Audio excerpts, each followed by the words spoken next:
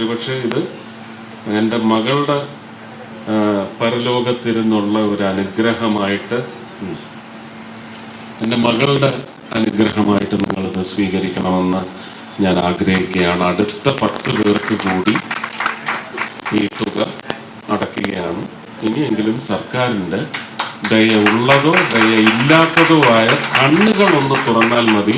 ഹൃദയം തുറക്കാനാവില്ല എന്ന് നമുക്കറിയാം. ഒന്ന് തുറന്ന് നിങ്ങളെല്ലാവരെയും, കാരണം ഇവിടെ ആദ്യം തന്നെ സൂചിപ്പിച്ചു, ഇതൊരു വ്യക്തിക്ക് ചെയ്യാൻ പറ്റുന്ന കാര്യമല്ല.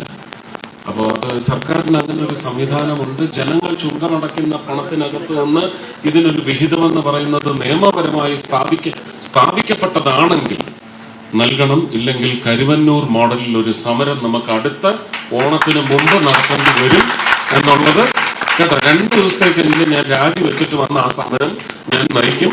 തിരിച്ചു പോയി പിന്നെ സത്യപ്രതിജ്ഞ ചെയ്തോളാം. ഓക്കെ അല്ലേ? മന്ത്രിയായിരുന്ന് നമുക്ക് സമരം ചെയ്യാൻ പറ്റത്തില്ല.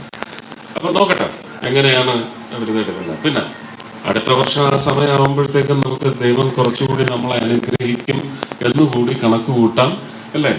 ഏപ്രിൽ മെയ് മാസങ്ങളിൽ പുതിയ നിശ്ചയങ്ങൾ വരും.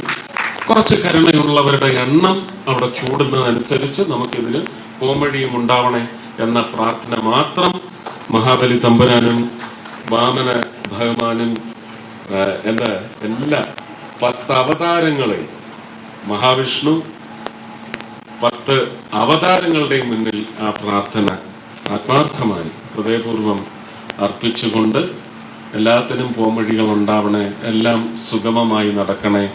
ഇന്നത്തെ ഓണ സദ്യ നിങ്ങളെ കാത്തിരിക്കുന്നു. വൈകിക്കുന്നില്ല. ഇനി റാണി ചേച്ചി സംസാരിക്കണം. പിന്നാരെ ബാക്കിയുള്ളവരെല്ലാം സംസാരിച്ചു കഴിഞ്ഞാൽ നമുക്ക് വേഗം ഓണപ്പുടവ മേടിച്ച് ഊണ് കഴിക്കുന്നിടത്തേക്ക് പോകണം. ആദരിക്കൽ ചടങ്ങുണ്ട്. എല്ലാം വേഗത്തിലാക്കണം. Thank you. ഓണാശംസ. Thank you, sir. Thank you so much.